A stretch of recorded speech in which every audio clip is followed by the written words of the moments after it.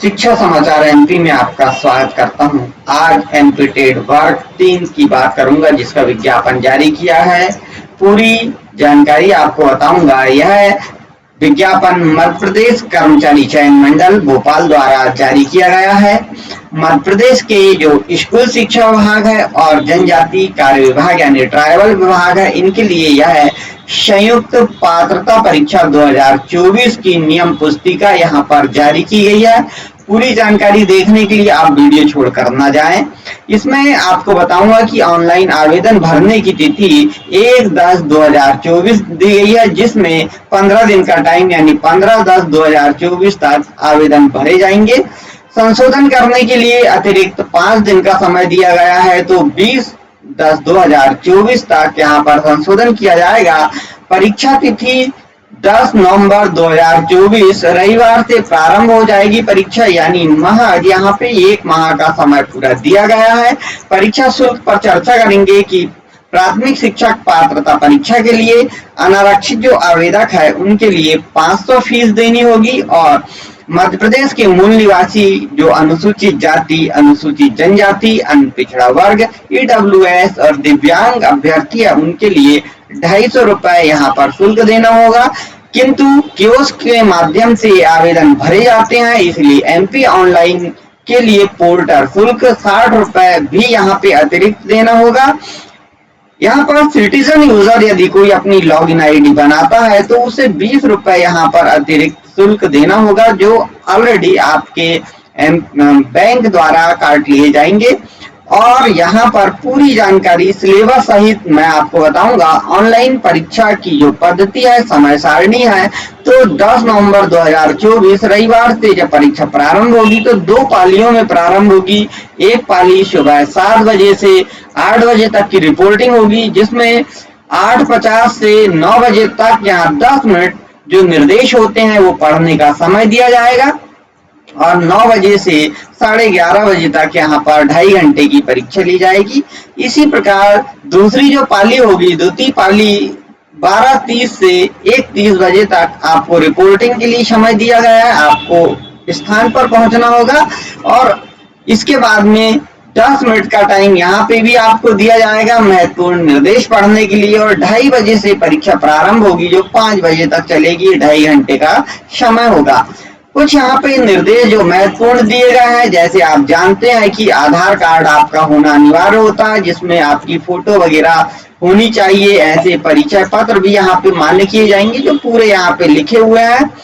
परिचय पत्र के बाद में आपको बताऊंगा कि बायोमेट्रिक वहां पर सत्यापन होगा, और जैसे सभी परीक्षाओं में बायोमेट्रिक सत्यापन होता है वैसे ही यहाँ पे भी सत्यापन होगा।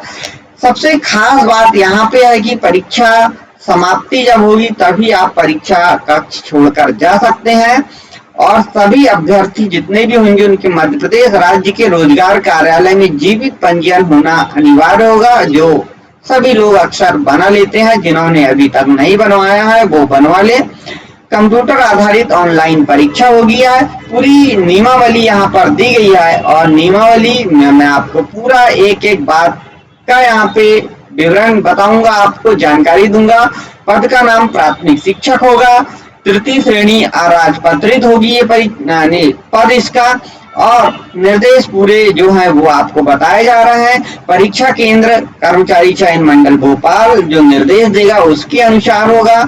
शैक्षणिक योग्यता की महत्वपूर्ण बात कर दी जाती है, क्योंकि शैक्षणिक योग्यता के कारण विगत समय में जो परीक्षा हुई उसमें बहुत टाइम लगा था।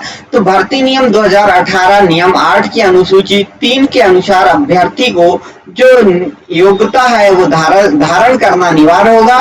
पहली योग्यता होगी कम से कम 50% अंकों के साथ हायर सेकेंडरी अथवा इसके समकक्ष या प्रारंभिक शिक्षा में 2 वर्ष का डिप्लोमा होना चाहिए।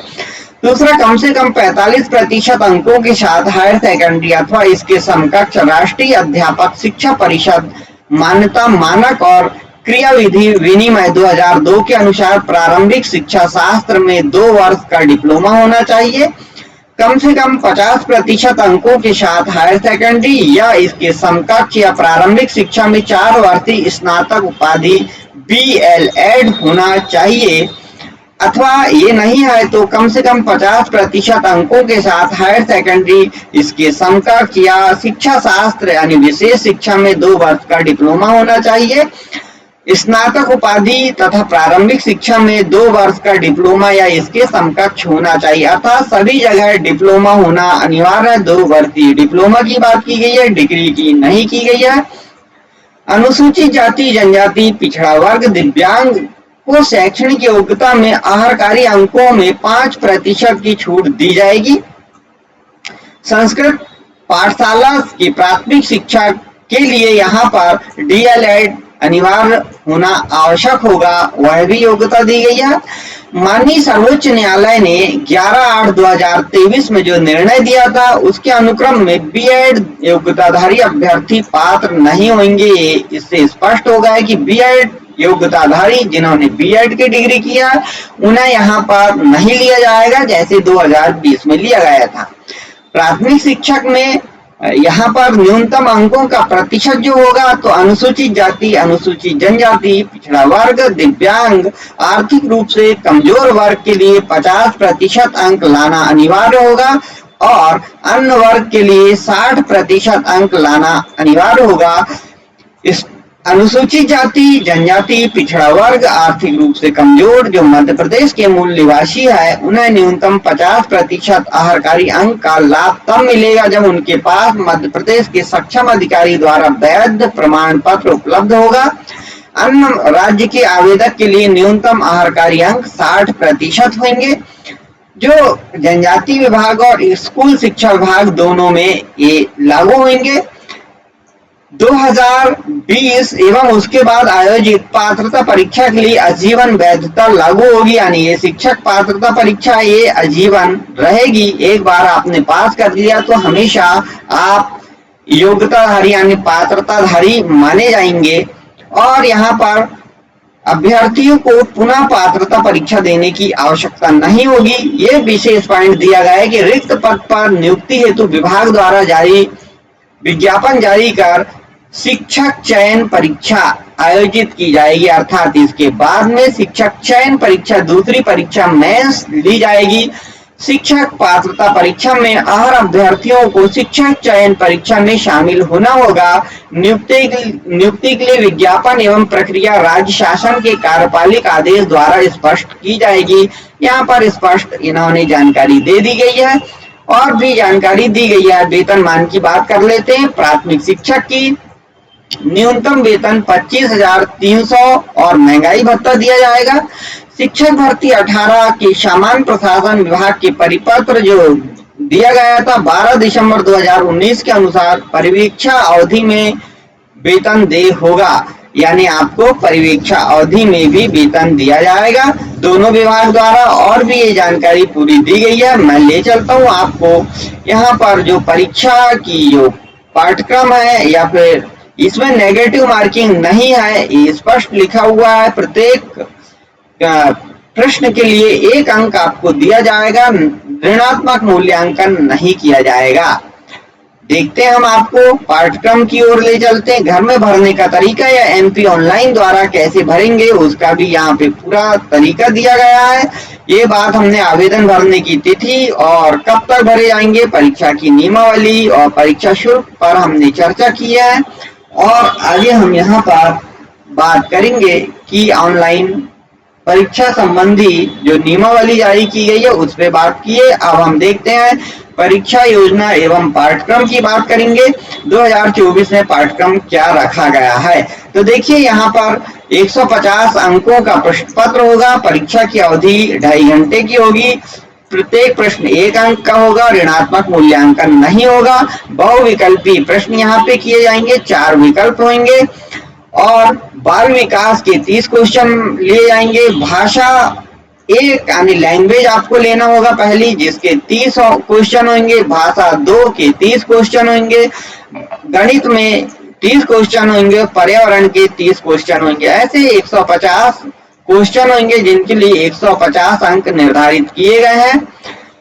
इसमें और भी कुछ नियमावली दी गई है कि आपको चयन कैसे करना है, वो पूरी बात बता दी गई है। तो आप ये डाउनलोड करें और इसे देखें। विस्तृत पाठ्यक्रम में यहाँ पर बाल विकास के 15 क्वेश्चन यहाँ पे लिए गए हैं। इसी प्रकार देखिए, समावेशी शिक्षा की अवधारणा और विशेष आवश्यकता वाले बच्चों की समझ पर 5 क्वेश्चन पूछे जाएंगे। अधिगम और शिक्षा शास्त्र पर 10 क्वेश्चन पूछे जाएंगे। ये पाठ्य योजना हिंदी भाषा के 30 क्वेश्चन पूछे जाएंगे। इसमें पूरी जानकारी दी गई। भाषाई समझ अवबोध में और भाषाई विकास हेतु निर्धारित शिक्षा शास्त्र में 15 क्वेश्चन होंगे। अंग्रेजी भाषा के 30 क्वेश्चन रखे गए हैं इसमें, और पेडोलॉजी एंड लैंग्वेज डेवलपमेंट में 15 क्वेश्चन यहाँ रखे गए हैं। इसी प्रकार आप संस्कृत भाषा में भी वही बताया गया है, जो भाषा सेकंड लेंगे। उर्दू भाषा, ये सभी भाषा गणित के संबंध में ये पूरी जानकारी यहाँ पे दी गई है कि विषय वस्तु पे 15, जो विषय वस्तु संख्या जोड़ना घटाना गुणा भाग, इन पर 15 अंक के है, और पेडोलॉजी पर 15 क्वेश्चन पूछे जाएंगे 15 अंक के। पर्यावरण अध्ययन में 30 क्वेश्चन रहेंगे, जिसमें हमारा परिवार हमारे मित्र पर 20 और ये पूरे टॉपिक दिए गए हैं। पेडोलॉजिकल मुद्दे पर 10 क्वेश्चन की बात की गई है। तो ये थी पूरी परीक्षा की पाठ्यक्रम, जिसे आप ESB की साइट पर देख सकते हैं। ये वीडियो कैसा लगा आप जरूर बताएं, अपने दोस्तों को शेयर करना ना भूलें। आज के लिए इतना ही, नमस्कार।